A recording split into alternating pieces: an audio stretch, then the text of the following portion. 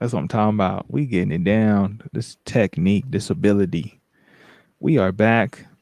It is Lyrical Ones, episode 30 something, because I keep losing count week to week.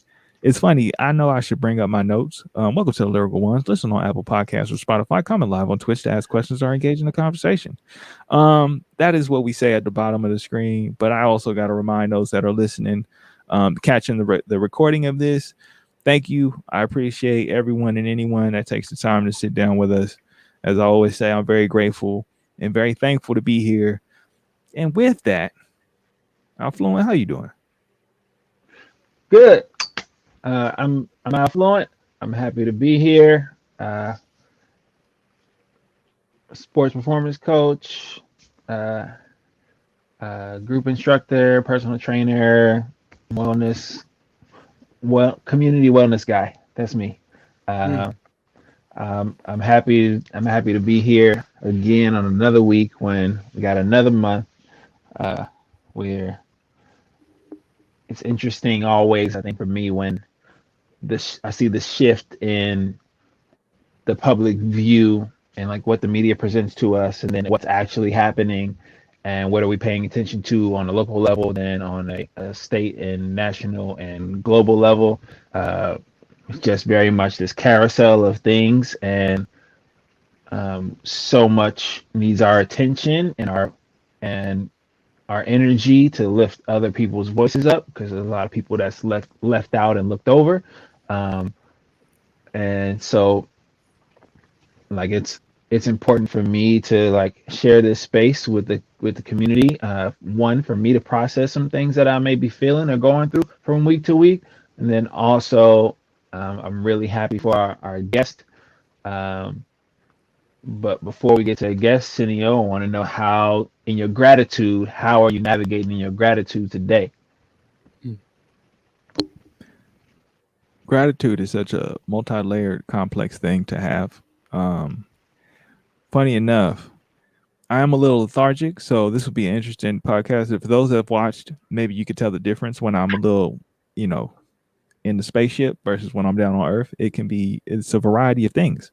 Um, but more importantly, the in the gratitude and the thankfulness, right? It's the reinforcement of actions or the reinforcement of the world letting you know why you made the choices you've made, right? Why you committed yourself to certain things, right? Like um I am on a direct relation to what you have been a constant reminder of week to week, my health, my physical health. um Man, my appetite is just going crazy right now. Like I was like when I started this thing and my body was like getting into the idea of constraining calories and being like, hey, you don't need to eat a lot. I was like, all right, cool, we chilling, I'll work out or whatever. Now I'm like, I'm feeling like I work out. My workouts are so much more purposeful. Like I'm reminded of the words you say of like maintaining form, right? And I really focus on that. And having focused on that has like kind of like jump started this engine within me where I'm like, now I'm like constantly hungry. So I'm like, right now I'm like, I know the importance of sleep, right? We all know the importance of sleep. And I am a late night owl. I burn the midnight oil. You call it what you want to, but right now it's important. It's important I go night night. So yeah, that's why I'm lethargic. So early day, been a long day, but I'm here. I'm here. So Mm. yeah, thank you for asking. I appreciate that. But that brings us to our guest. So our guest, right?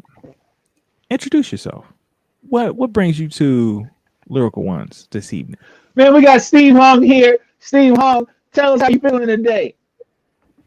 How am I feeling today?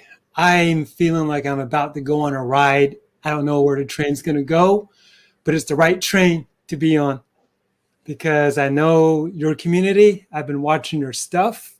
I've been listening to the spoken word. I've been encouraged, and I'm honored to be here. And I look forward to seeing where this train goes. I mean, thank you for joining us and being aboard this train. We do our best to not make it a hot mess. So, I'm glad that you were able to appreciate what we've done. And here's another one, episode 35, because I checked the notes. Episode 35. So, you know, Alfluent, what you Man, can you got? make You it? was about to. Can you make a note of that, please, in your I notes did. that I this is wrote it down. episode I had to 35? write it down. All It right, is. all right, cool. All right, so we got Steve Hong here. Steve Hong's in the community. Like we're right now, we're in San Francisco. It's Wednesday evening, and it's February 3rd, 2021, and we're recording this on a Wednesday. Steve Hong is part of our community, our local community. He's also in the nonprofit sector. Steve, tell us a little bit about the your focus and intention in the nonprofit sector.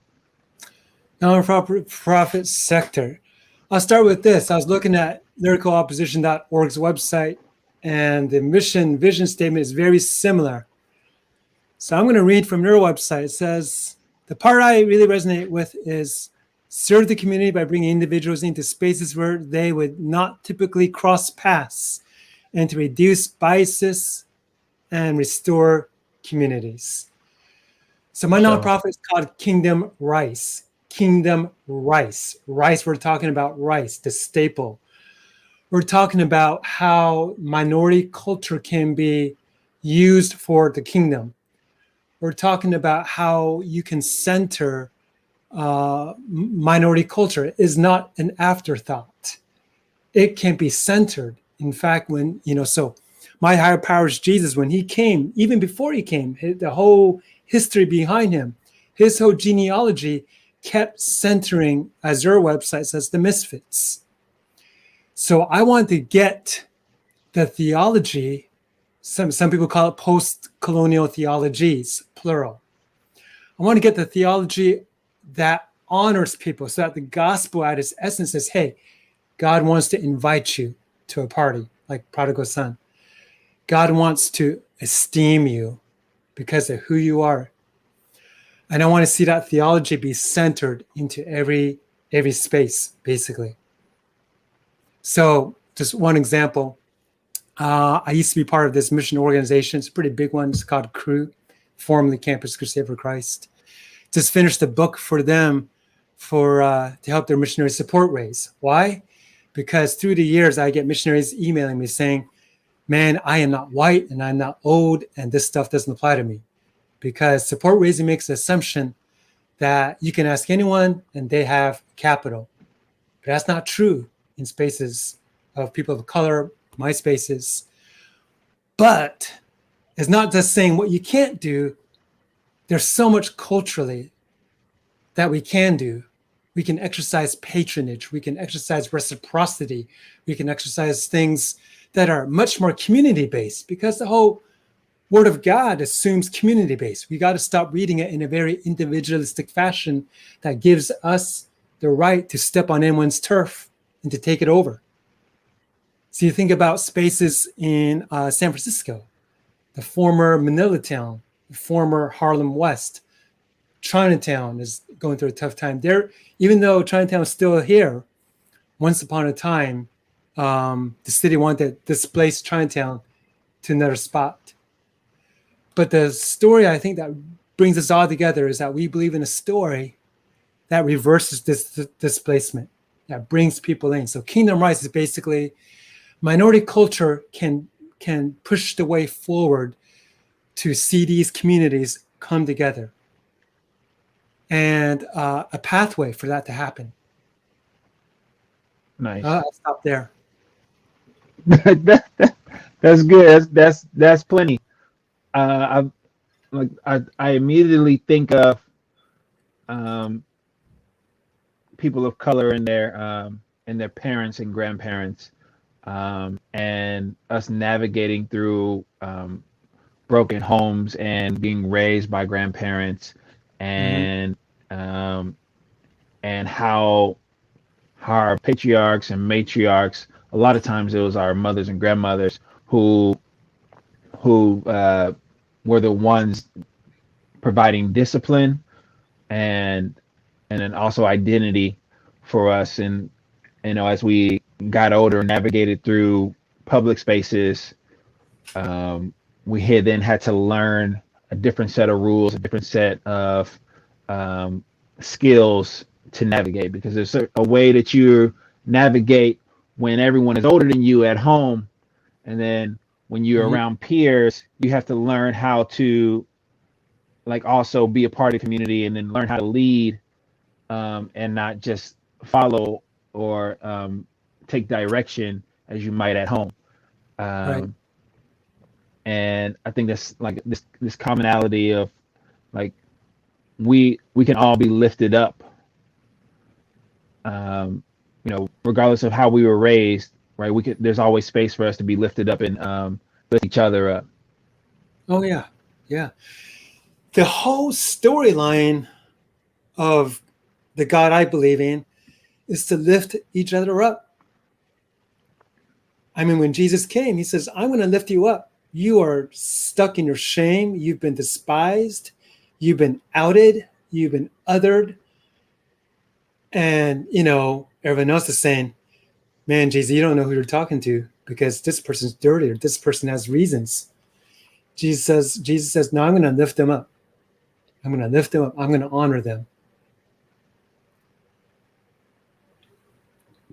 So when did that journey start for you? Was that something that was passed on to you, or was that something that you kind of just stumbled upon and was a discovery that you had to make on your own, right? Like to take on that helm and that responsibility, right? That's a commitment and an undertaking, right? And it comes with a lot. So how did it come into your life, right? For you to now say, okay, this is what I'm going to do for all the people who are shunned, for the people who aren't uplifted. Right. I'm going to take on that responsibility and that role to carry some of that weight. Right, man. How far back you want to go? I try to give all my answers in 2-3 minutes. We got time. We good. Yeah. Just choose the decade and start from there. Choose the starting point. Choose when it starts. I'll go with this. I'll give a bird's eye. I'll do some decades, and then I'll do a bird's eye. So when I was a kid, I didn't talk to anybody except for immediate circle. That meant that when the phone rang, so I'm old enough when the phone used to ring, there's only one phone and it's tied to these things called wires, like this here wire right here. Keep playing. You couldn't walk around. I don't know if y'all old enough to remember those days when you had to untangle the wire. I remember. I remember being stuck in the kitchen. One phone there you go. In the kitchen. That's it. There you go. You upgraded when you got one of those long curly wires to go to the kitchen.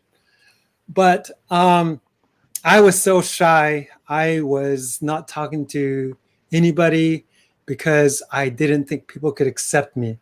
I grew up the shortest kid in the class. So I, typical Asian narrative, perhaps. Once I found out that I was pretty good at programming computers, I just went for it. I applied for jobs in high school to teach computers how to use that. I found acceptance through those channels. So here's this kid who didn't grow up talking at all, but taking command of computer centers in schools and teaching teachers. So I was that kid. The kid you didn't want to play games with because I couldn't have fun, because I had such a low esteem of me. Well, lo and behold, college, God got a grip of me because I was at some dance and I saw the frivolousness of it.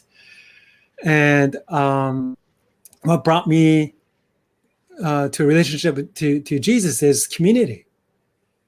Acceptance is not guilt tripping. It's none of that.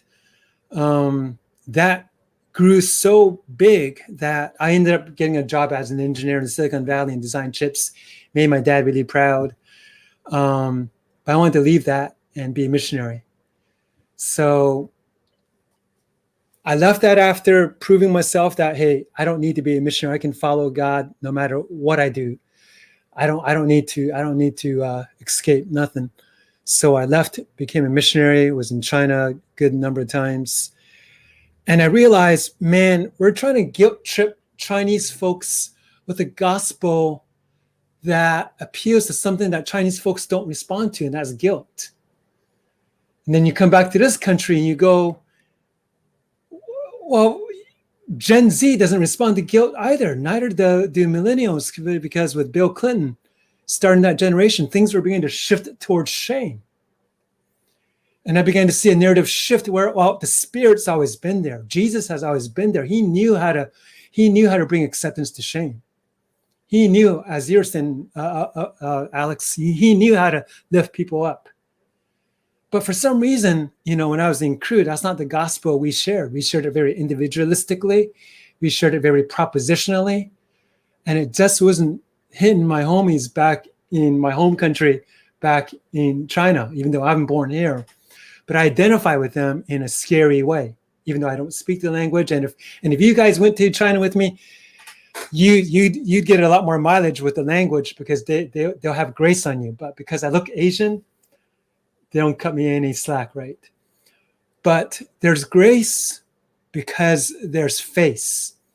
There's face because the gospel knows how to reverse that shame. You can restore face when you lift people up. And that's where I began to go, okay, that's not so. I went to seminary because what I was learning through Crew wasn't resonating. What really did it for me, guys, was this one year, I really found solidarity with African Americans and my Latino American brothers and sisters because we're all seeing the same thing. We're all the minority. Well, long story short, we all walked off the job or left the ministry because there's no space in that year within Crew to pursue alternate ways of making space for people of color. So I'm like, okay, we're reading the same Bible, but we're coming to a very different conclusion. What's up? So I went to seminary. Wow. Yep. And discovered, man, seminary is not the most woke either. But there's enough space in seminary to realize that, okay, there's a different paradigm to read the Bible. Not to replace, but not everything is about guilt. Like the Spirit doesn't have to convict people through guilt. Because if that were true, you leave out the whole majority world. And you talk about who's in the world today and who the upcoming leaders are and who's graduating from college. Gen Z folks, as y'all know, social media is all they know. That's the world of faith of not being left out, FOMO, the whole 10 yards, right? Right. Moral imperative has shifted long ago. Well, not that long ago, but it's shifted from guilt to shame. And if the gospel is really good news to folks, it's got to include everybody, not just older folks who are, who come from Western worlds, who believe in manifest destiny. So it's stuck in these shackles because Western domination has kind of controlled theology for a long time. I think seminaries are getting more woke to their irrelevance and they're beginning to pivot and shift. And so I forfeited my degree because it was just mounting to like thousands of dollars to take classes that weren't relevant to what I was reading in God's word. And that was a tough time, and just making space. When Jesus came, he gave salvation. Salvation is like another word for space. Just giving space. So you think about how the folks have been murdered this past season, and they're just asking for space or asking for the mom. And Jesus listened to each of those cries and says, I want to give you breathing space. I want to give you a room. I want to give you a look, because that's exactly what Jesus did. So I'm not saying anything new. I think what I'm saying and what you all are about is what's always been there. But somebody's got to connect the dots to connect theology, which, if they're honest, it's been there the whole time. It's just not been a compounded conversation. So the conversations that need to happen haven't been compounded to go mainstream. So to answer a question, Sineo, the journey started when I was a little kid, just being outed and othered. And, you get into the gospel business just to sum things up here. Hey, isn't this gospel supposed to be everyone inclusive? But you come to find out that it outs people who don't want to, follow the machine. And so, you got to go back to the drawing board, learn the Greek, learn the Hebrew, and kind of deconstruct. And when you put it back together, it's like, okay, the Bible's been saying this the whole time. The Bible doesn't exclude. God's ultimate story is the most inclusive story. So when I'm out in the community, doesn't matter if I'm with my transgen friends or whatever bars or playing my ukulele or whatnot. And people in the city, as you all know, are very suspicious towards Christianity. But they stand for good things. usually. And after, I don't wear, Christian t-shirts like this one to a lot of spaces because, people are very suspicious. But if one follows Jesus, it should come off you like like garlic pores, like you begin to smell, hopefully in an attractive way. And you end up with conversations because with the insurrection and stuff, people are confused out there. People need to sort out what's going on because all they know about Jesus is what they see, and what we see is not looking very good. So the journey's been a lifelong journey, is all I'm saying. And finally, I've come to a place where I found, like you guys, comrades to come alongside within artists, scholars, musicians. So it's a good thing. It's a new day. It's a new season. No, it's definitely it's a new day. All right. It's a new time, new age. But you brought up something that I think is like ever present in both sides of what you said, right? On one end, you're talking about the skepticism, right, of being in the Bay Area when it comes to Christianity. But on the other end, you're also realizing that even with your journey in Christianity, that those who are representing it aren't representing it in what you think may be the most inclusive way, right? That is still leaving people out, right? And so you kind of, from what it sounds like, sit in the middle between people who remain in skepticism, but then your own personal like journey of understanding, like, because of me being othered, because of me sitting on the outside, right? How do I break down those boundaries, right? So people can feel included, for them to come in, for them to understand that the message, because, as I've said many times, I'm the believer, non-believer, right? So, I believe in a higher power, right? Whether it's a specific doctrine, that's up for debate for the rest of my life. But I can understand the need for community. I can understand the need for a pursuit of one's goals, ambition, dreams, faith, right? Like having faith, right? Like I always say, having hope and having faith sometimes can look very different, right? Having hope, sometimes you don't have to have hope. Sometimes you just got to have faith, right? You can hope for a better day, or you can have faith in a better day, right? It just sounds different. It hits different.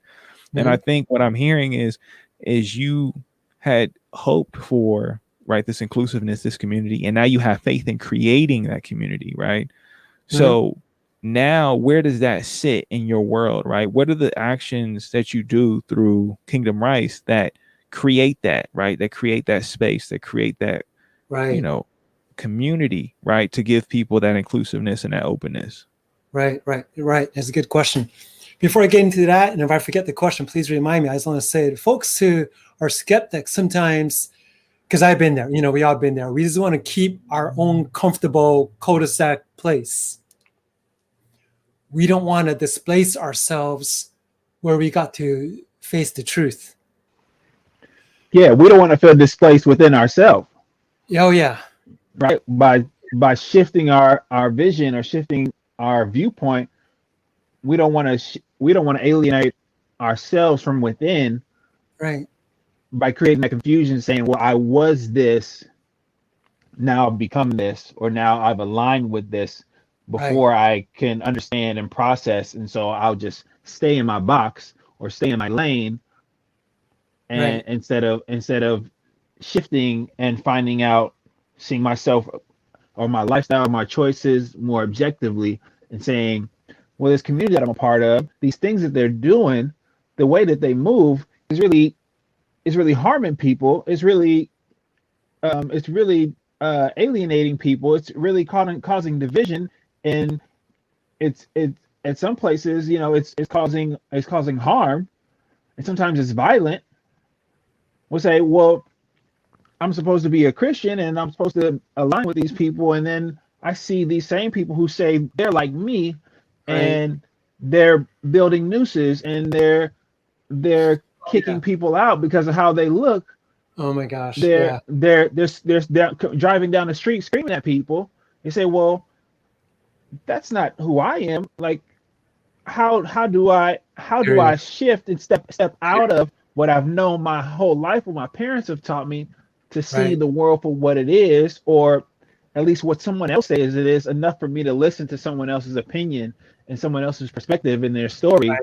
and respect them enough to process it objectively and say, okay, there's another way to do this. There's another way to spread the gospel or to speak life into people. There's another way to love Jesus that doesn't involve beating people up, that doesn't Right. involve alienating or causing division. There's another way to do things to that allows people to have their rights same as mine. And a lot of times Right. people are scared to jump off into the water It's and easier. have that faith, Sineo, like you said. It's easier to pretend that we're the judge. It's easier to stay in a cul-de-sac. It's easier to stay in the abstract. It's easier to forget about history. It's easier not to be accountable to folks and to history. And so kingdom rights reverses all those things, because I think the spirit reverses all those things. So one thing from your website, Lyrical Opposition, is how do you deal with biases? So one of our end goals is surfacing or excavating implicit biases we all have. Like even the way we use the word love, what does that mean? Well, people come from such diverse backgrounds, from the most broken to I don't know, Cosby Show kind of family. You know, if you go back that far. Or what's that new movie with Cosby's wife, the Christmas one, Jingo Jango, something like that? You see that one? Mm-hmm. Or Soul, even newer movie. You know, you got a good right. Yeah, Jingle Jangle's on Netflix, I think. Yeah, something like that. But the point being, we have diverse definitions of what love means. But the trouble is we don't even know what love is, how we define it, or how we've learned it from our background, from our culture, and from our family. And what ends up happening is we end up imposing our brand of love. So you got these gospel programs or church sends you out, you end up imposing your own stuff on someone else. Right. So there's 3 stages to kingdom rights. And I'm going to use the metaphor. So rice, you think about rice in a Chinese or Asian perspective, it's all about honor, because you don't eat no rice at a banquet until the most important person shows up at the party. You don't care about time. You know, you guys ever been to an Asian banquet? The invitation says 6 p.m. You don't show up at 6, right? You show up when the most important person gets there. You don't leave until the most important person leaves. You don't eat the last piece of meat on the table that spins around. That goes for the most honored person. So all these are ways to lift it up. Now, that culture, in my experience, has never been married to the narrative that we're talking about. So using that metaphor, kingdom rights has 3 stages. There's the invitation to the meal. You know, our worth is a function of what others think of us. We can't derive our self-esteem from our own, like, I hate to say this, I can't think of another example, like going to the bathroom. You can't just squeeze. You can't just... Ooh, self-esteem. We got to be invited to community, because when you invite someone, it's huge. So in Kingdom Rights, we invite people, we demonstrate, we invite, we engage people with God's story. It's not about propositions. So Sineo, before you came on, you know, I'm honored to be here, because even though I'm no spoken word artist or whatnot, I did do an art show, and people told me it meant a lot more because I designed 5 words that really describe my whole life. For example, these 5 words are miseducation. Yes, Lauryn Hill's inspired, inspiration. Miseducation, meaning I pursued for a lot of my life information, but that information means 0 education until I knew the one who loved me. So it became more about not seeking information, but knowing about the one who loved me. The other 5 words are husbandhood, work as a word that basically means here's a way I can love my neighbor. not to take advantage or colonize someone, but to love someone. Authenticity is another word, and wilderness. You can't grow if you don't suffer. So maybe I'll share this stuff with you. You can post it somewhere if it's worthy. But I got art installation, I got songs, and I got stuff written up for each of these. So I've got podcasts, basically stuff or just conversation, just going out to the street with my guitar, ukulele, and just engaging people. Going out when news is hot, when Prop 8 passed, with the insurrection, nothing's open. But just valuing people, just going out, finding communities, and just demonstrating that God's story holds water. In my old church community, it's inviting the Unitarians over for a Sunday school class. It's having liturgies among the interfaith community. So I'm hanging out with the Buddhists and the Unitarians and the the great thing about San Francisco is all these churches are all crammed up close together. You don't need no tour bus. You just walk to your neighbor. These are the neighbors. And I can say to my Unitarian friends, well, the youth in my church, they're going to say that we found our end in Jesus. And the Unitarians, they'll be down with that because they believe everything. And that's cool for them. And the great thing is I can share their story from my own lips. I don't have to agree with it, but I respect you. I want to lift you up. I want to lift up your story. So there's a lot of different ways where we, in a sense, invite people into a space. And this is a space that includes everything what we've been talking about. So the next stage is we got to prepare the table. We got to prepare the banqueting table. So you got the invitation. I want in. Yeah. You got to prepare the table. Okay, now we're looking at, from a Kingdom Rights perspectives, we got programs, we got things we can do that's going to command some mutual commitment. So now we're looking at schedule, strategy, calendar, budget to see what works. We're checking each other out. We're building trust. We're doing what we're doing here in this broadcast. We're building trust, talking to each other, disclosing our stories. So we're preparing the table for the last stage, and that is come and eat. Come, sit down. Nice. And that's where we get down to business. So, for example, recent things we've done is I started some cohorts online, and these cohorts have 3 goals: to re-examine the lens by which we see other people, the lens by which we see ourselves, and finally, the lens by which we see our higher power. So let me expand each one a little bit. The lens by which we see other people. So we're just telling stories of how we grew up and the kind of people that we avoided because our folks would avoid these neighborhoods. Or they go, don't play with these kids. They don't get it. Don't play with these kids because they're going to be a threat to your educational pursuit. You know what I'm saying? And you find that these biases start when you're a little kid. Yeah. And I think it makes the experience of childhood like so simple when it's really complex. When you start to segregate and separate children from each other, in any sense, right? Like life is not a simple thing. Life is complex, and kids love telling stories, right? Say what happened when you got home, until they get to a point where they don't want to talk about it anymore. And I think how it is, Alex. When you're kindergarten age, they did a study, and didn't say talk about this. There's this creativity just pouring out of kids, stories, creativity, everything. And because of or is it beta? I forget what somebody you interviewed was talking about this, but because of our industrial education system, we sucked all that God-given creativity out of these poor souls. So it's a chance to go back and go, where did this come from? How do I learn to see other people and to separate the good from the bad?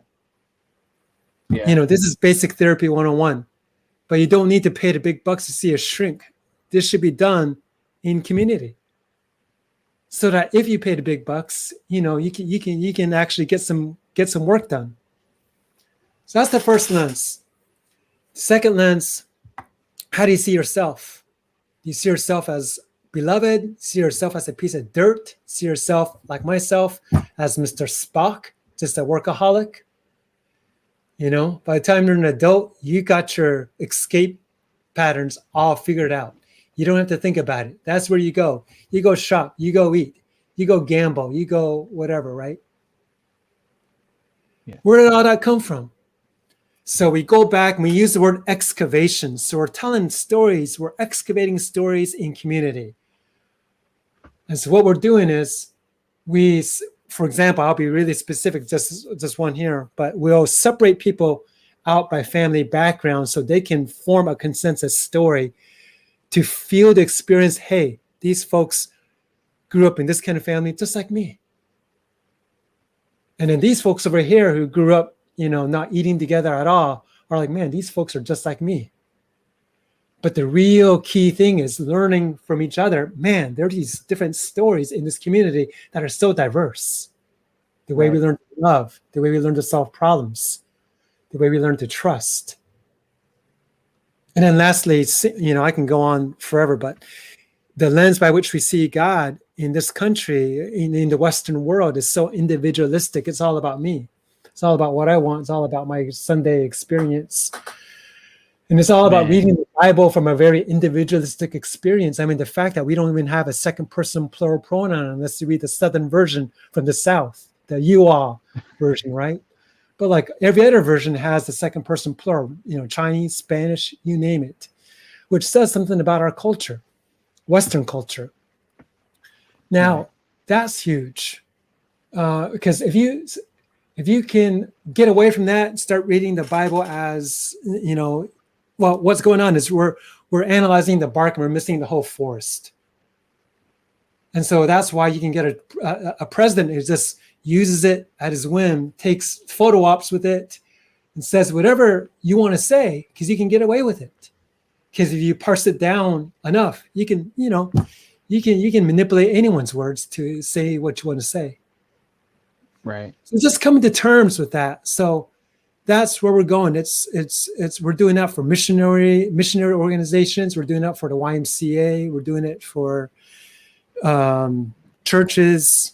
We're doing it for anyone who's willing to go through the process.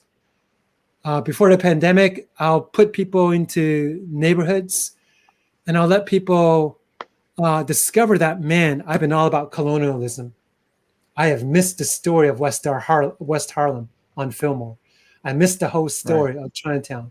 I missed the whole story of Kearny Street. I missed the whole story of Tenderloin. I missed all the kids, more kids per capita. I missed all that because I've been just thinking about barbecue pork buns.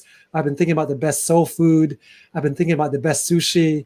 I've been thinking about, which are good things, but you're going to miss the laundry hanging upstairs. You're going to miss the mirrors that shine that evil spirit back at you. You're going to miss the altars in the restaurants. You're going to miss the music. You're going to miss the incense. You're going to miss the soul of San Francisco. Yeah, you got it. You'll miss it standing in lines for brunch, standing in lines for dinner. And yes, and before the pandemic, it was 4,300 restaurants, and like we lost like half of them. Yep. And a lot of those restaurants have been around for decades, some of them before I was born. And like they were staples in their communities, but also they were communities within themselves. Oh yeah. Some of those buildings and some of those establishments, they were communities within themselves. And it's like, I know I'm guilty of it at times too, like not taking the time to like stroll through some of the neighborhoods that I used to walk through. And I think that's something like I still hope that other people get to do, is walk through our neighborhoods and see the story of San Francisco, because like you said, I think a lot of the city helped me identify and acknowledge how I saw myself. Right. Having different cultures around me. Used to walk through Chinatown in high school, used to walk through the Mission, walk through the Excelsior, ride my bike through Bayview, and it's wild, just like so much of that is, who I am. And at the Right. same time, like last year, I got to really see myself differently outside of just being a worker who's, a millennial and, just trying to, pay rent. Right. Right. Right. I got to be more than that. I got to be, a brother and a friend, right, and a partner Right. and an uncle, right, and a nephew and a grandson, right. I got to be a friend and allow others to be a friend to me, and be supported last year. And like that lens, I think is so important to like steadily look through and say, how am I defining myself? And then also, yeah, how do we see others, and how do they see me? And like they say, the closest you'll get to God on earth is the person across from you. Yep. Yep. Right. So am I seeing God in the person across from me? Am I seeing the divine in the person across from me? That's right. Regardless of how they dress, regardless of their job, whether they got a vest on or they're in a pantsuit, got shoulder pads or gold tee, right? Regardless of how they're looking, am I seeing God across from me? Hey, That's right. That's right. I mean, even more so, what is it, given that, you both touched on it, but for you, what is the thing that keeps you anchored to do this here in San Francisco, right? Especially given the world that we live in now, where this past year has proven we are free to explore. Like, what are the things that keep you anchored here to say, you know what, this is where I'm going to do it, right? Whether it's building a solid foundation or saying, for this moment, that's what it is. What are those things? Right.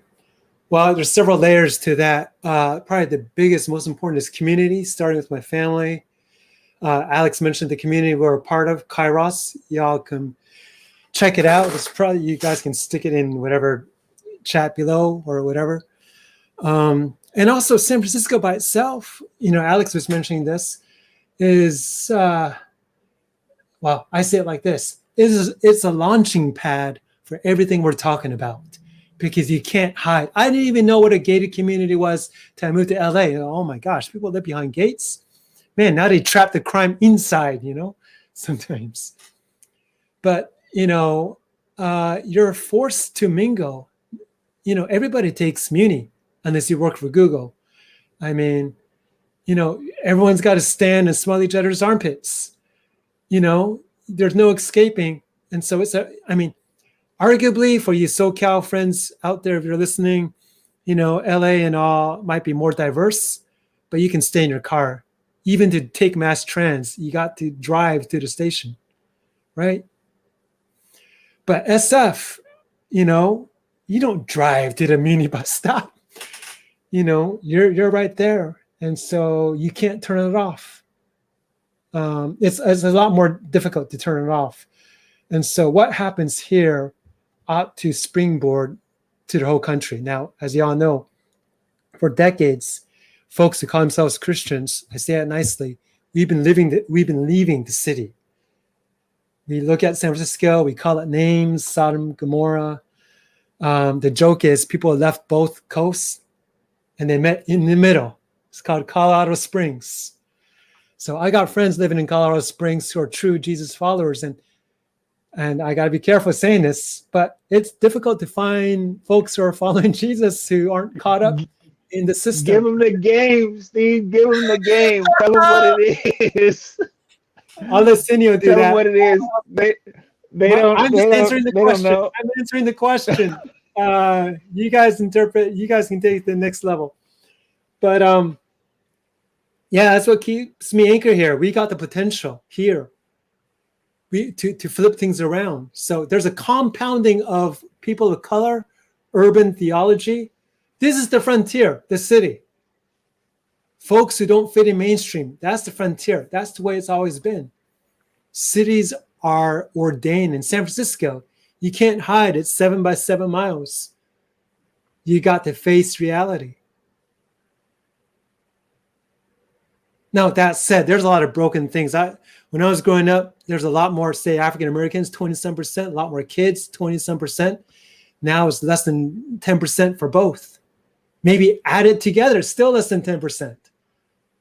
I think. You add up African Americans and kids together, I think it's Yeah, less. It's right around less than 10 7. probably. Yeah, If you add both together. I mean, you're yeah, right. I mean, yeah. Might be you're not 10. right. Even if you're not right, it feel that way. That's Yeah, how yeah, it I hear feels, you. I right? hear Like you. that's the thing is that you bring up a really good point about um, what makes you stay versus what has kind of led some of your friends to leave. And it is a thing where like I agree with you. Like there is the most room for potential for so much given the fertile ground that's been laid, right? There's been so much around this kind of being like in some capacities the last frontier, right? For that, people often associated with the liberal mindset, right? With that sense of being forward thinking, of being progressive, of trying to evolve kind of what is the social norms or what does the culture look like for people who want to progress and make change. And that hasn't left because, seeing the changes that have happened recently where people have left, a lot of times they leave because this is a situation that as much as they needed to be here for work, they didn't really want to live here. As much as they appreciated the surroundings, they didn't want to be a part of the community, right? Like it was one of those things where it was nice to partake in food but not really break bread, right? Consumer perspective. Yeah, straight consumer perspective, right? And that's a before, for those that didn't know, we were on Clubhouse earlier. We had a pre-game show, right? We have the pre-show on Clubhouse, and we actually were talking about that, about society's kind of the United States kind of identity around consumerism and the individualism, right? You brought that up earlier about individualism, but touching on that consumerist mindset of consumption and taking in, and then not being able to see like, okay, how is this impacting the world around me? How is my participation in this larger social narrative being somewhat harmful to right people being in part of this community, right? This global community, this local community, this statewide community. But in this conversation, for those that don't know, episode 35 with Steve of Kingdom Rice, we are from San Francisco, right? This is the Bay Area we're talking about, right? We're talking about the device that you're probably using to watch this. It kind of came from here, right? Like we are the byproduct. We are ground zero for this enigma, the symbiotic relationship that we share with technology, right? Yet us being here, right, is beyond the technology, beyond the boundary of like, well, what is the demand? The demand is community, right? Relationships, right? People left because maybe they had relationships elsewhere. Maybe they wanted to foster relationships elsewhere, right? Maybe they wanted to have community elsewhere because they didn't identify with the community that was here. And that's understandable. But at the same time, when it comes to innovation, when it comes to forward thinkingness, right? Like in the most indirect and passive of ways, I mean, when you look at the leader of the free world, they had to pair up with somebody who was from the Bay, right? You have to think that there's purpose behind each step and each thing that's done, these decisions and these choices. And I think that we have to keep in mind that, the Bay is a part of the equation of a lot, right? Like, yeah, a lot of people left the Bay, a lot of companies left the Bay, right? But not everyone. Not everything is changed. Not everything is done, right? There's still an evolution happening. And I think you made good mention and good points to say that in the capacity of understanding faith, of understanding how do we make a progressive, more inclusive, more thoughtful way of practicing our faith, of practicing what is it that we see as being the gospel, right? And I think that it's important for people to be aware of these conversations because it is a thing of breaking down those boundaries. Because the thing I wanted to say was the Bay Area has had a lot of skepticism due to the fact that we have such a high analytical threshold. Like people out here, right? It's not just skepticism, it's scrutiny, right? They go hand in hand, right? It's about, if we're gonna be forward thinking, then we have to tear down what are kind of the outdated things. And it's like in your own sense, it sounds like you found your way through that in Christianity, where it's like, okay, these are the things, the tenets, the pillars that people are holding up, and you're realizing this ain't the way, right? We're just holding on to what was passed on to us, not what actually was there, not the foundation of where we're all trying to reach. So to me, like, what are the things that provoke you, right, in what you do, right? What are the things that rile you up and get you charged up to take it on? Because you seem like a person, right, who kind of is bucking the norms in so many different ways, right?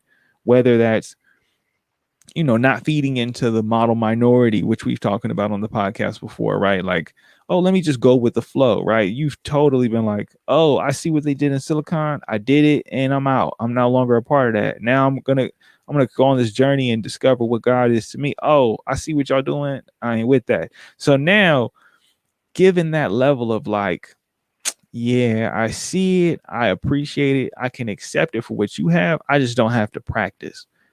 What are the things that motivate and push you to keep doing this? I hear it. Going back to the metaphor, well, let me comment on one thing. We keep on thinking that we can do it better, as if things unfold in a linear way, as if history doesn't repeat itself, as if we're not accountable to history. I mean, with the recent news in nationally, people are pulling up history because we got to be accountable. So to answer your question, what keeps me going, what provokes me is you guys been to restaurants in San Francisco where, man, I got to keep coming back. Ain't no burrito like that place on Mission Street. Or ain't no soul food like that. Well, all I got here is Hard Knocks. But, I've been to places down in your hood and you want to go back, Yep. So you talk about God's story and you taste and see that this is good. This is good. I don't need to be shackled by this. And you yourself experience that salvation, that breathing room. So you can give others some rope. It's freedom that grows daily. That's not to say you don't go through seasons of hell in the wilderness, but you need that picture on the other side. Now, if you look at my art installation for wilderness, it depicts there. You don't even see the light at the end of the tunnel. But then we got someone who understands what it means to suffer. And so that keeps it going. Community or Jesus himself. When I'm in hospital rooms praying for people who may not share, my way of life, but I can be here because we can empathize on the same things.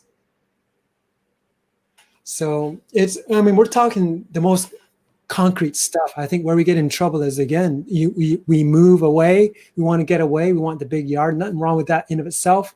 Like, you can own your Beamer and have your cake. You can take the Google bus, but you got to steward that for the bigger story. What are you going to do? What do you show for? At the end of the day, Jesus is going to separate folks based on who's going to show up, who's going to visit, who's going to stand with the marginalized, who's going to stand with the misfits, who's going to stand in solidarity. Because if you have that perspective, the fruit's going to come. Yeah. And so there's this richness. That's the banqueting table. It's based off a book that you don't hear a lot of folks preaching on, Song of Solomon. But, Jesus is setting a banqueting table for all of mankind. And the people who feel it the most are the folks who are the most misfit. So that's what keeps me going. It's not so much a promise that's deferred. So the Bible, Hebrews 11 says, hey, these folks like Abraham, these folks, they didn't get the full return on investment until the very end. And I'm like, yeah, but they got enough cash out, not as we see it. But, all those guys were honored by God in their present life. Right.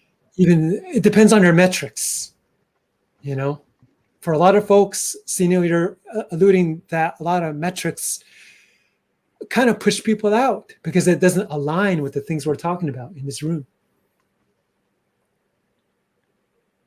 No, definitely, definitely. And I mean, it's a thing where, because you said it was like we could do better, right? This is a place of innovation. This is a place of, that scrutiny, right? Going back to the skepticism, the scrutiny, and then that sense of we could do better, right? Or I could do better. And I think that is one of the most important things about being from here is that constant need and urge and push to want to grow, to do better, to be better, to see how far can we take our limits and expand those boundaries, because it's important, right? The boundaries grow, right? They don't reverse, right?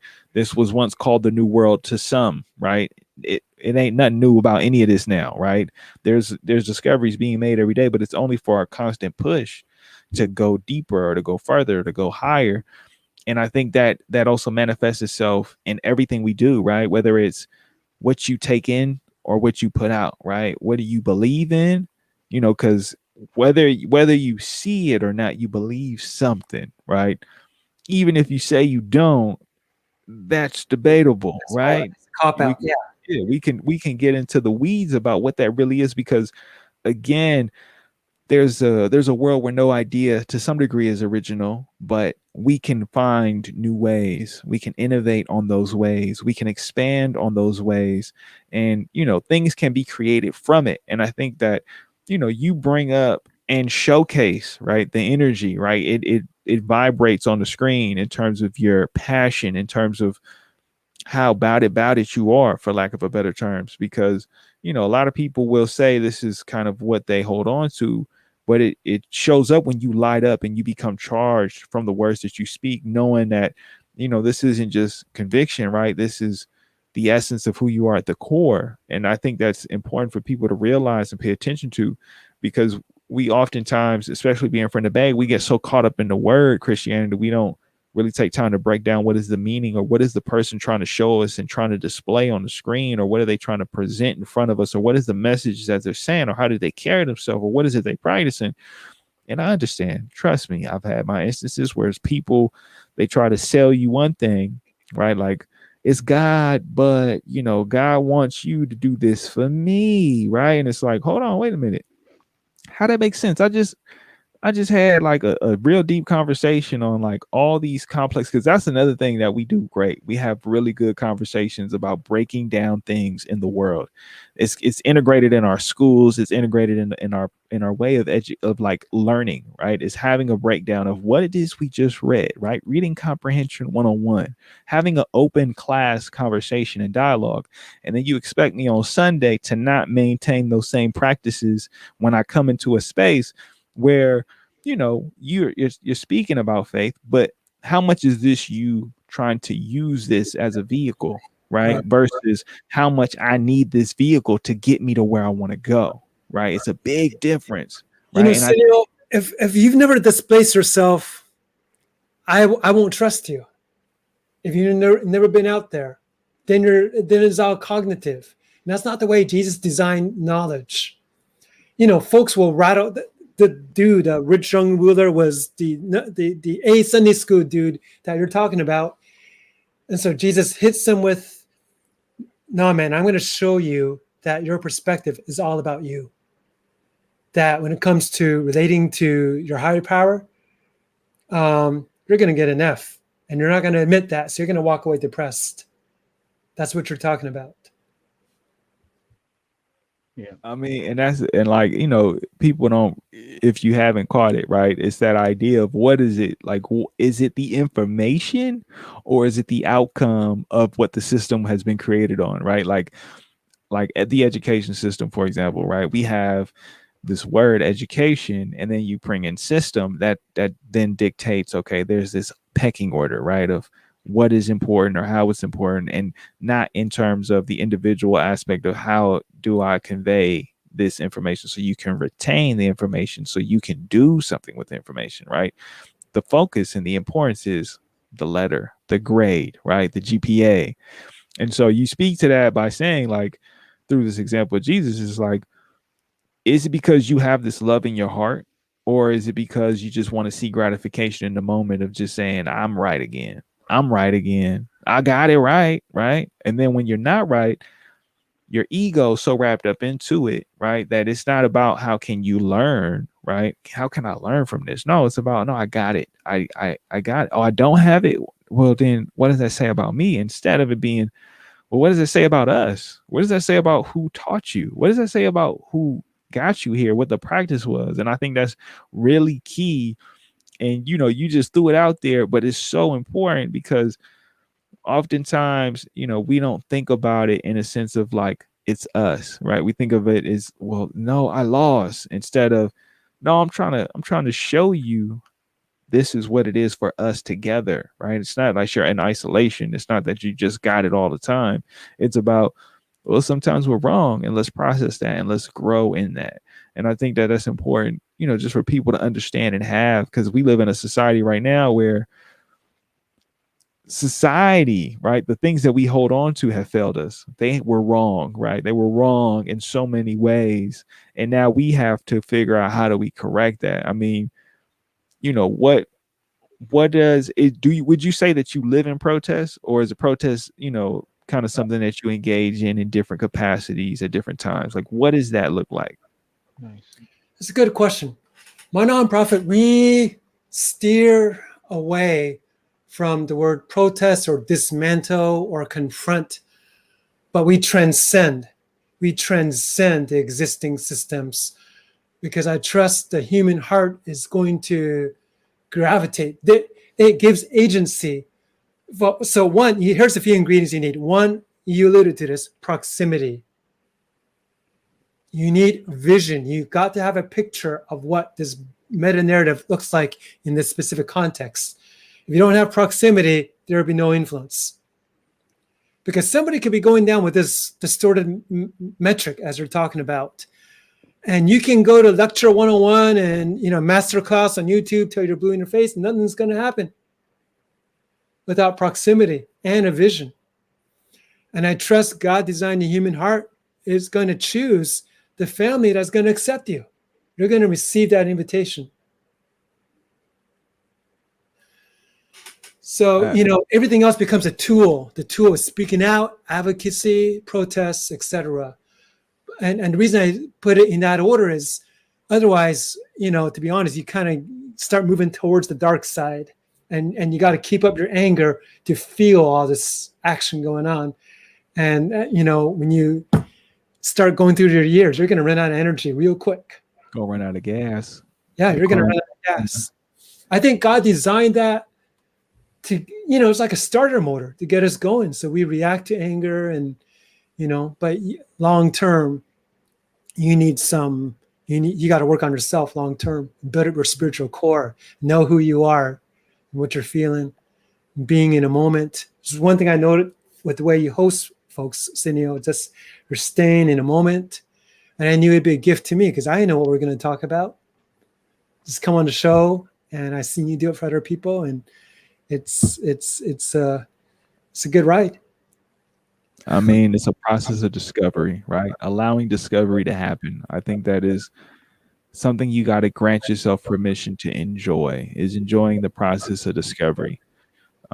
Whether it's, there's so many things unknown, but I think once you start to discover those things and unravel those things, we have a true level of community, right? Communication, comprehension, and the context of how those things exist, right? That defines what the house is or what it looks like and how you enter it and whether or not it's for you, right? Sometimes it's to visit, sometimes it's to just admire, sometimes it's to observe. Yeah, the choice. And I think that, that's kind of what this is about, is having these conversations, creating the dialogue and having the space, because you are definitely out there representing and showing up for people who need it, right? For the misfits, for the outsiders, and giving them a sense of belonging, right? Giving them a sense of, just validation, right? To know that they were seen, right? To know that they were embraced, and to know that there was something there for them beyond the moment, I think is a amazing and beautiful thing. And, I know it's been some time, but, what is it that, through this conversation that you hope people are able to take away from who you are? I had an answer for that about 10 minutes ago. Then it left because he got talking about something else. Takeaway. Here's one takeaway I think about. We want to see change. We can't sustain the way we are, but where I've seen us dry up is we're not willing to excavate our implicit biases or to check at the door. Here's what I'm feeling. Here's the biases I bring. When I go to these debates between people running for office or whatnot, it's all about ideas. I don't know how to relate to people. The insurrection has surfaced a lot of that in that sphere. So true colors come out. That's what I want to know. So when I'm in these spaces, that's what I ask people. But it starts with us. It starts with us doing the work and beginning to exercise and building up a spiritual core. Like who what defines me? Where do I feel vulnerable? Where have I sought acceptance? Where has that failed me? What can I do about that? What do I think about suffering? My own suffering. Where do I run when I suffer? Do I hide? Do I withdraw? What's been my family history? What's been my church and cultural history? Just naming some things. Like we can name systemic racism all we want, but I think it starts with we got to name our own stuff. Not throw it all away, but sort out the good, reclaim, find some space, and do some 100. good. 100. Like, if anything, people listening for posterity of the future, for historical context, really do a deep dive in the self-inventory of you. Really look at the foundations and the blocks that you were brought up on, because there might need to be an exchange of some things, of some materials. It might be shaky, and there's a possibility it could be imperfect. And it's not about the perfection, but it is about the safety. It is about the sustainability. It's about its endurance, right? And there's nothing wrong with saying, you know what, this isn't gonna work, right? What my mother told me, as much as I love her, maybe wasn't complete. Maybe it wasn't most informed. Maybe what my mentors were giving me, or my family was showing me, or the world around me was trying to leave at my foundation, actually wasn't for my foundation. And I think that's so important, excavating your implicit bias, right? Because if you don't realize how complicit you become, right? You don't realize that might be the blind endorsement for a demise. And I say that because coming from the city, coming from the Bay Area where I grew up with protests, I'm so happy you said transcendence, because a lot of times that focus on being riled up just means you are acting out in pain that is unresolved.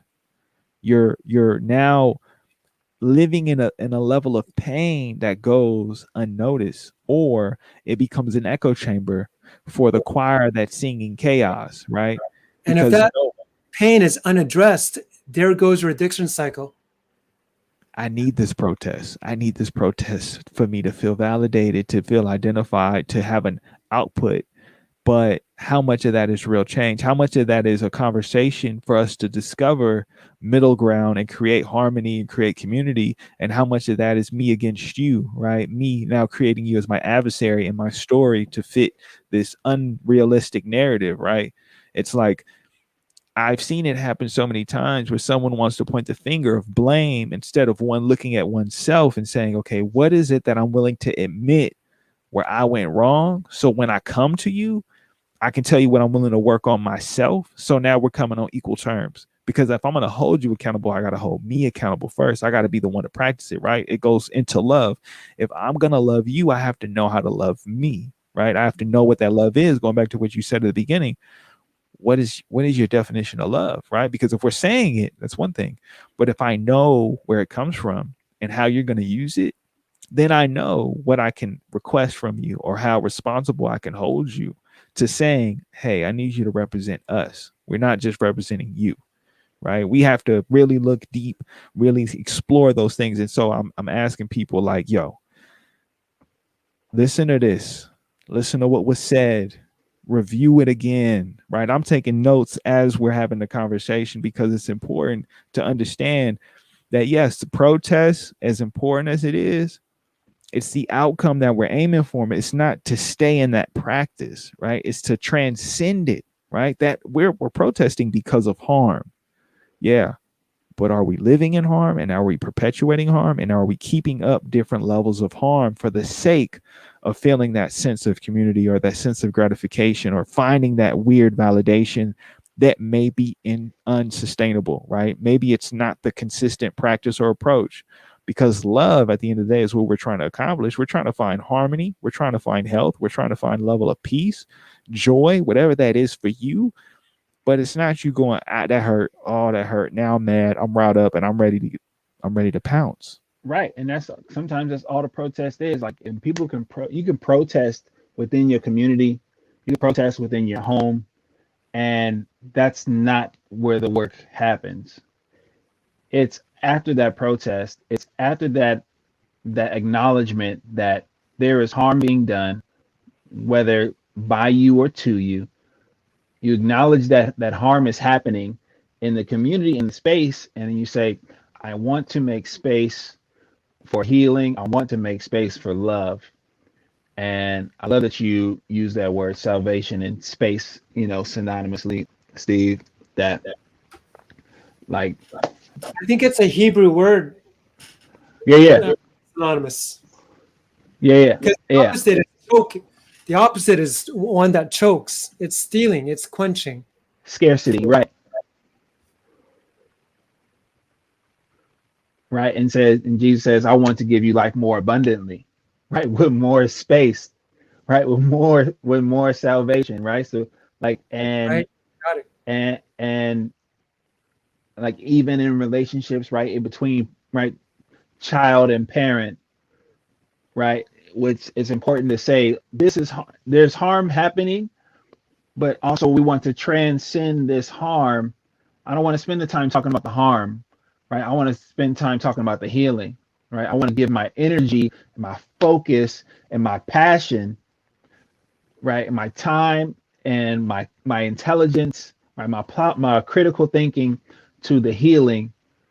And that can happen as a group, that can happen as an individual, it can happen in community, but there has to be a collective intention, and we have to say it also within the protest that we want healing, right? It's just like, it's not just justice, right? Justice is prevention, right? That's when we bring justice into the home. That's when we bring justice in the community, right? When there's prevention happening, when there's prevention, so no one has to get shot, where no one has to steal, right?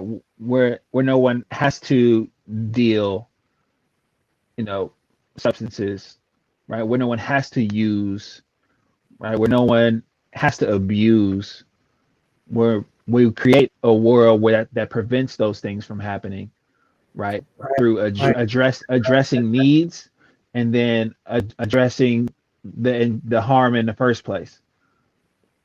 So what are the conditions that allow these things to happen, that leads to these things, right? And that can be in a relationship, in community, and it can be in neighborhoods, it can be in our city, in the city of San Francisco. We know, because, again, right, there's no gates, there's no separation, it's all right there, we're all on top of each other. You can say these are the conditions that are allowing this harm and this injustice to coexist amongst the love that we want to have, right? We want to have this love, right? You say we want to love each other. We want to be the city of love. We want to be like the 60s and, Haight Ashbury. And we want that. But, like, are we doing more to have food programs outside of the food bank, right? Right. Right. Right? Are we going to where people are hungry, right, and saying, how can we help you feed yourself? Right. And doing those things not just to feel good. Nah.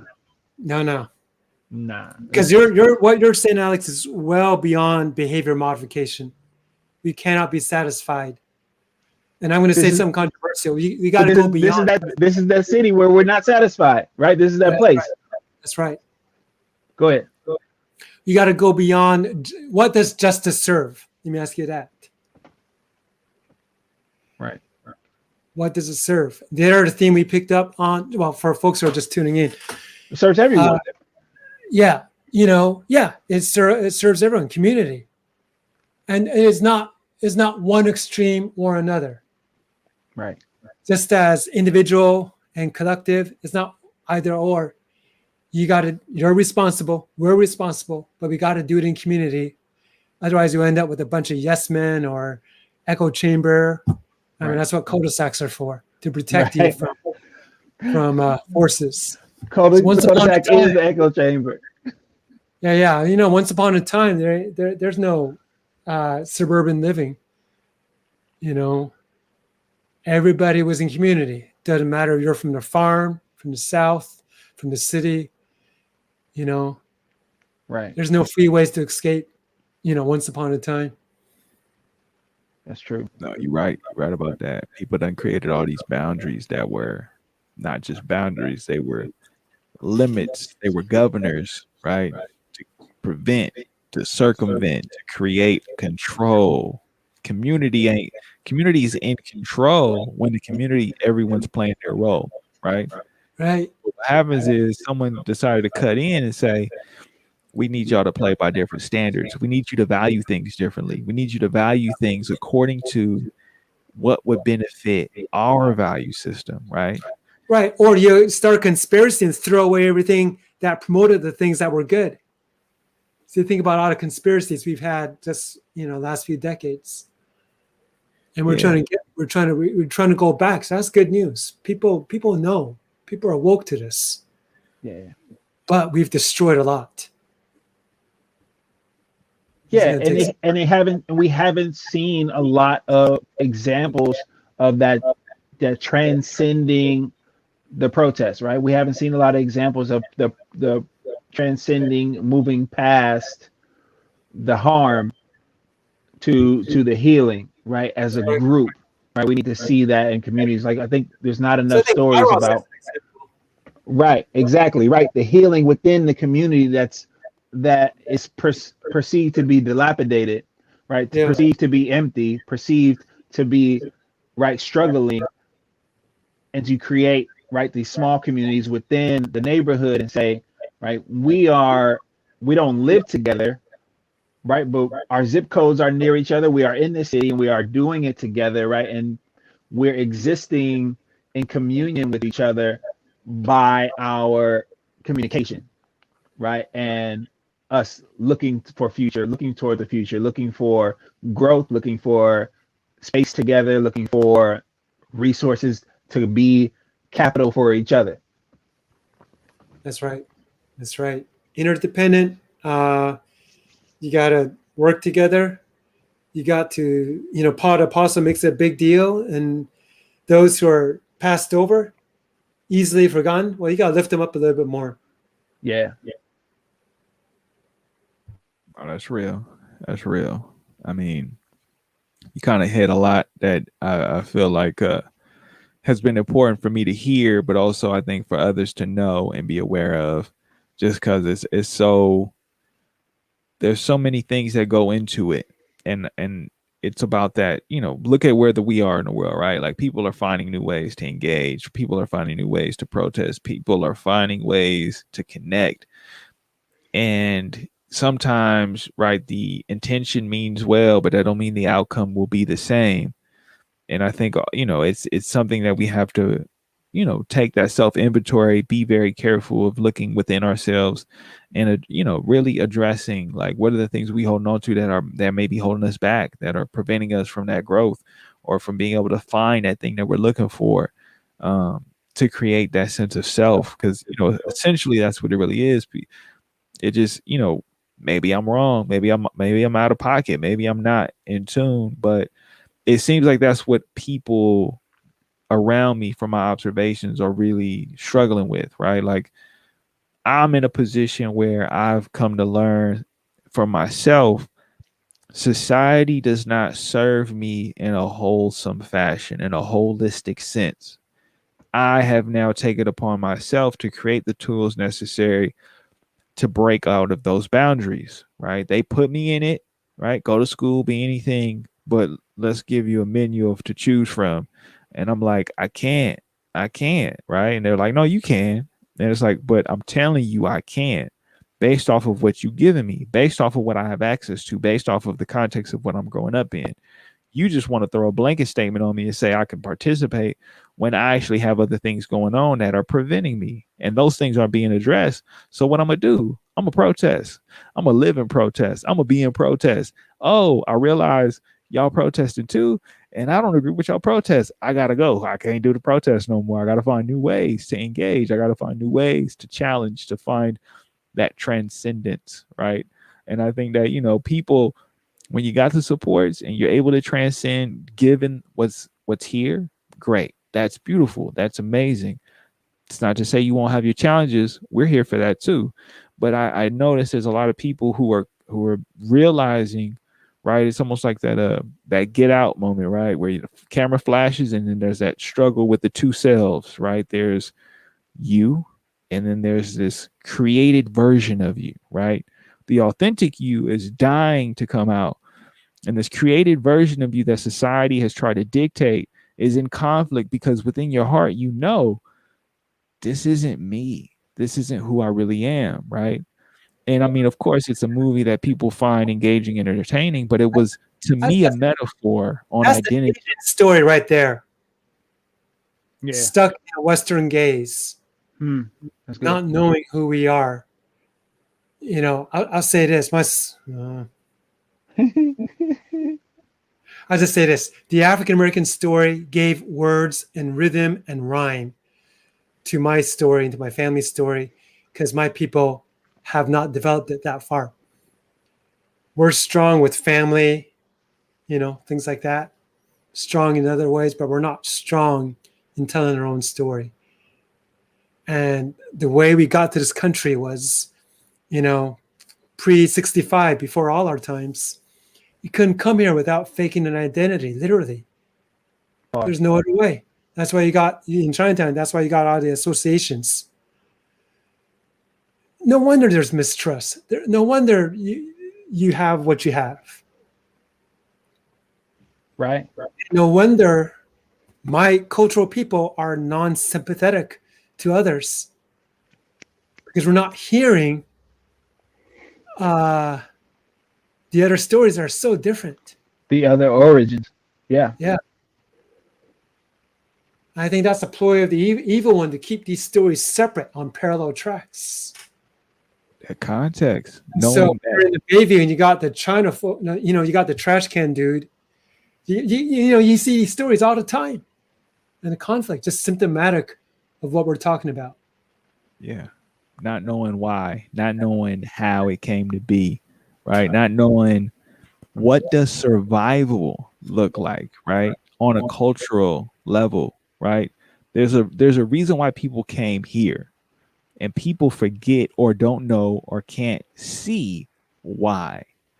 And I think it's so important for us to break down and know the why, because then you realize what motivates all those other actions, those habits, because it's survival at the end of the day. And survival does look different depending on where your starting point is, right?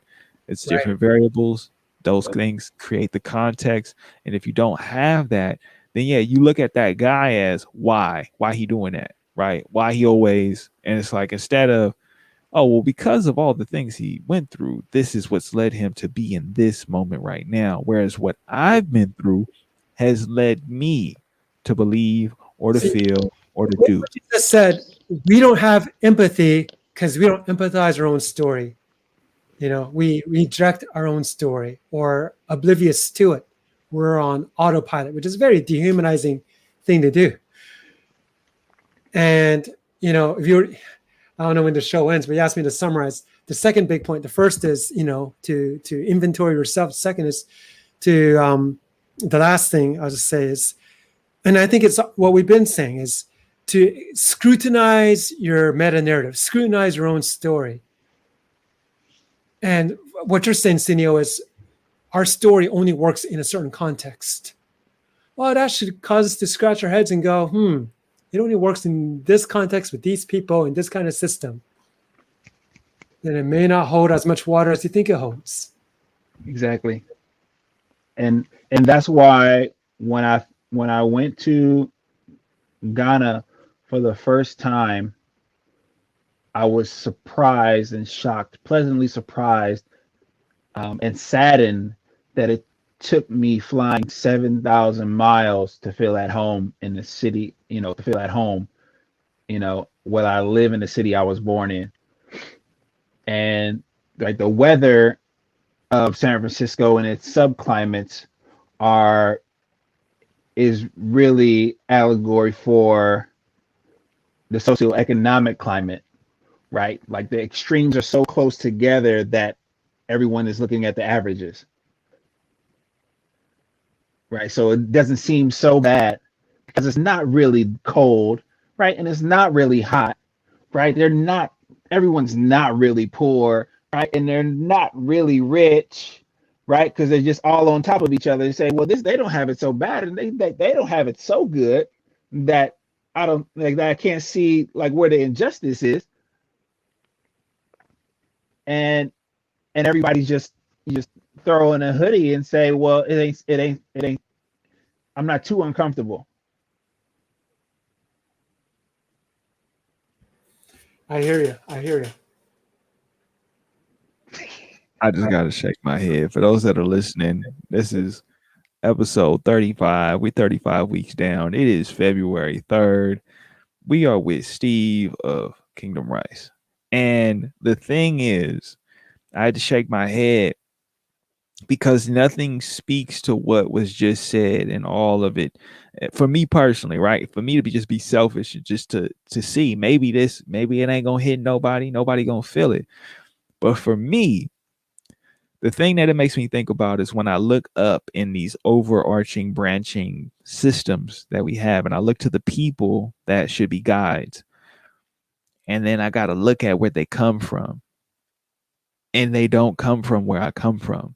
Right. They came here for many reasons, right? Like what I said, I don't know if I said it so much in this podcast, but I'll say it right now just to bring it up again. Two of the biggest industries that San Francisco has, one is tech, the other is nonprofit, right? And the thing is people don't really associate San Francisco with nonprofit as a nationwide narrative. It's a very specific culture and a community that understands and really gets what that means to be a nonprofit hub. There's so many people who travel from all over the country, let alone the world, just as it is in tech, to do it in nonprofit, right? And it's because of that same narrative we brought up earlier around that liberal, forward-thinking, progressive identity of wanting to help others, not realizing who are you really serving? Are you serving the community, or are you serving your ego, right? Are you serving this dream ideal of who you are? Because how can you know what people really need or have needed if you weren't there to begin with, right?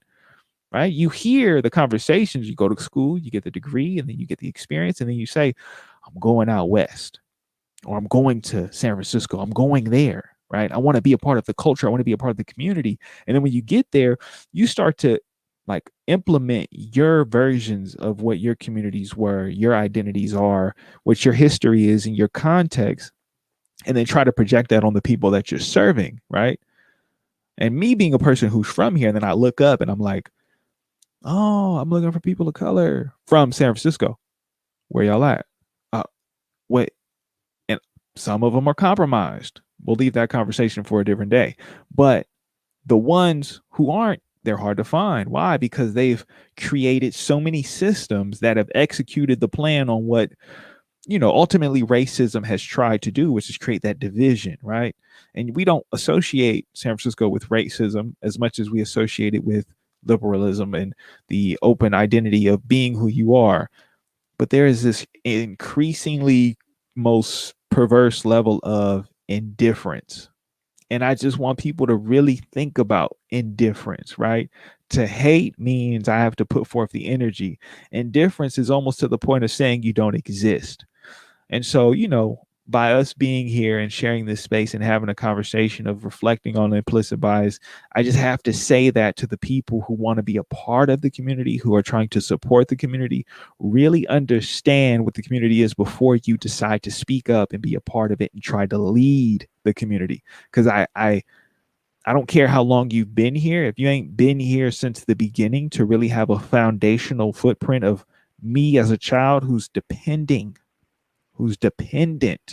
who's relying on all of these different things beyond just my family. It's my school, it's the network, it's the system, it's the corner store, it's the gas station, it's everything, right?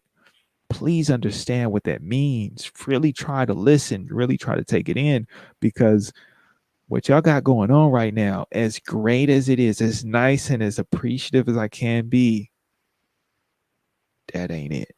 So, I want to give Steve the last word before we get out of here. Steve, by all means, take it away. The last word: we are not as strong as we think we are.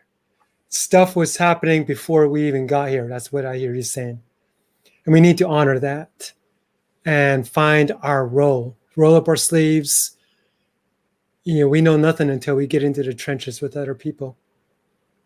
Because even folks who identify with my faith, we've not done a good job of identifying what's happened before us. We just plop down, pretend nothing's happened, and we think we're going to save everyone, savior complex. Who's that about? But we have a responsibility, and that's what we've been talking about. So appreciate you guys. It's been a very honoring, uplifting time. I've had a great ride. Look forward to doing this again.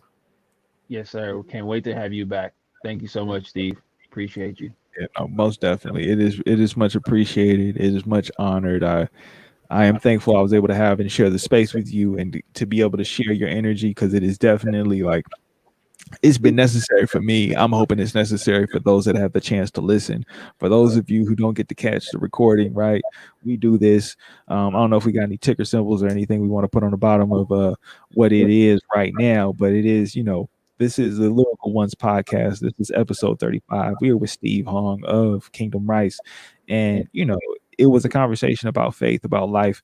And, if you want to be able to get connected, if people want to get connected to Kingdom Rice, where can they go? Steve, where can people chat? One of you guys can stick it wherever it needs to go. So kingdomrice.org for those, it's plain spelling Kingdom Rice, right? You don't get it confused. Kingdom, KINGDOM, Rice, RICE.org, ORG.